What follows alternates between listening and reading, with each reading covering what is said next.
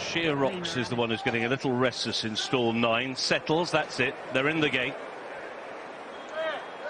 And they're off. Racing over 1.5 miles, the Duke of Edinburgh Stakes. Mahab, the champ, is taken back at the break, but the early speed is put up by Cumulonimbus, with on the inside Fairbanks showing speed. Mandub is right up there, so to is Colossal. Out very wide is Deakin, now trying to get in from a wide draw is Ethical Diamond as they make the run down the side of the course and on towards the turn at Swinley Bottom. So the grey Colossal has come through now to share it with on the inside Cumulonimbus and Mandub out a little bit wider, and those are the first three. Fairbanks is up against the inside rail, out a little wider with the white blaze, that is Deakin, and then Ethical Diamond, who's quite keen on the heels of the leading 5. Struth is racing in 6th, towards the inside is Tony Montana, the purple, racing in 7th. In behind the leader Safecracker will go into the turn in 8th, pushing up then towards the inside is Sea King, and around the outside is Party Central. Then there's a break of 1.5 lengths to Crystal Black, who is next to the field, with on the inside rail Vaguely Royal, out a little bit wider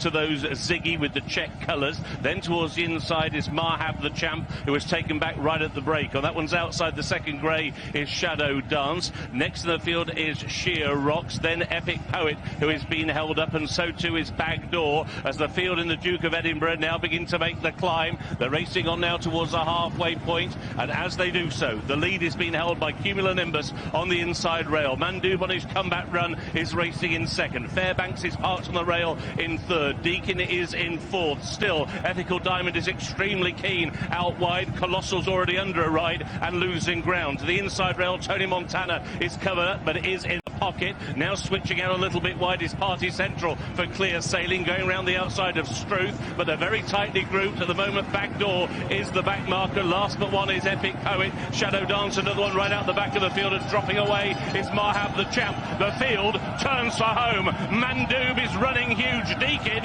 is running strongly to the outside. Fairbanks now cuts the inside rail. On the outside, Ethical Diamond is staying on. Colossal is picking up once again. Crystal Black down the wide outside is next, followed by Struth, racing now with 1.5 furlongs to go. Deakin, Mandub and Fairbanks over on the far side. Here now is Ethical Diamond, and very wide is Crystal Black. Crystal Black and Colin Keene have taken the lead, and on the run to the line, Crystal Black to give J.R. Keene his first win at Royal Ascot. Crystal Black wins. In the end, it was Epic Poet who got up for 2nd, and then Ziggy was involved in a photo for the minors together with Ethical Diamond.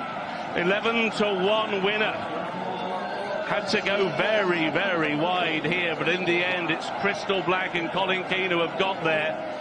Epic Poet will have to track where he has come from, because he was in the last 2 for so much of that race, and he's flown, absolutely flown late. But did he run into traffic problems? He's the light blue. Punch to the air from Colin Keene. First win at Ascot, Royal Ascot for the trainer. Epic Poet in 2nd. It's going to be Ziggy in 3rd. Far side, Ethical Diamond, who just frankly pulled too hard in 4th. Huge run by Mandub off the track, 23 months in 5th. Fairbanks in 6th. Deakin travelled like a dream, probably best of anything, but in the end he capitulated in the final furlong. Winner here for Crystal Black. The horse is still full of beans. In the last race we had father beating son. Here, Meg, this is a great family affair, isn't it? It's son riding for dad. Yeah, absolutely amazing. And this horse, I mean, he has just continued to improve, hasn't he?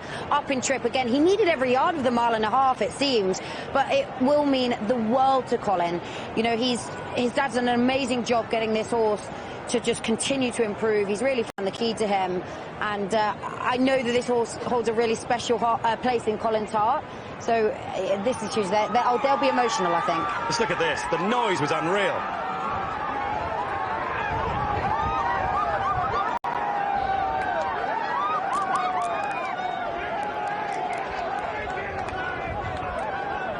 And I just love it. You have the powerhouses winning fine, but when you have a gang like this, who hopefully we'll meet soon, they're called the Wear a Pink Ribbon Syndicate. We'll find out all about that syndicate very shortly indeed. But what a win this is for the Keene family. Well, of course, one of Keene's big hits was Somewhere Only We Know, and it's fair to say only Colin and Gerard will know how they feel at Ascot today. What a father and son way to break your Royal Ascot tag? No, it's brilliant, Matt. We were fortunate enough to get him last year. The horse and training says he's got a great bunch of lads into him, and he's been a dream for them, so he has. I mean, he's toughed it out really well when Ryan Moore's going for everything on a Mullins horse. Takes something to mow them down. It does, yeah. Like he's done a lot of winning, so we weren't sure was he had done too much winning, to be honest, but probably a good horse in the handicap. Firstly, with you, Colin, you've had many big race opportunities. You're used to winning big races, but to win a Royal Ascot means what? I must say, that's the goodest kick I've got out of riding a winner, especially for the old man. Well, I was going to say, we'll speak to him, but give us an idea of what this would mean for him. Oh, I'm sure I can't put it into words, or he probably won't be able to either, but that's a very special day, man. If you can't, I'm certainly not going to try. Well done, Cole. We talked about dreams coming true with Tom Marquand. Imagine what it must feel like, Jason, to ride a winner for your dad on the biggest stage of them all. Absolutely, and you know, when he's been a multiple champ, he's been at the top of his game for a good while, Colin. He's a super rider. Richie? Well, I'm just walking back with Jerry Keene. Pat Healy's asking him to do some photos, and he's obliging. In fact, he's obliging for everyone. Great.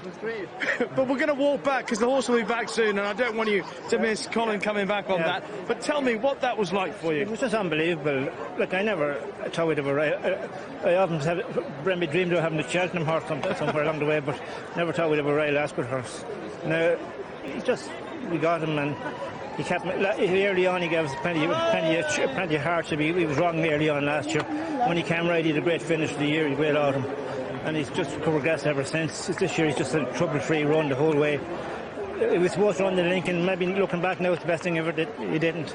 I messed up with the passport, and it wasn't in the time. And he probably would have needed to run badly, and he still needed to run when he won the first day. So that was 5 weeks later. So it might be the best thing ever happened.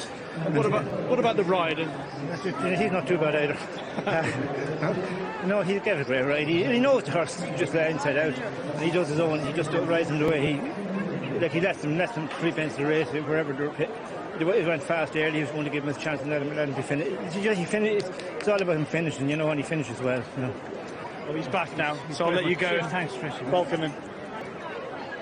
Here comes the moment when they'll be united. Let's enjoy this.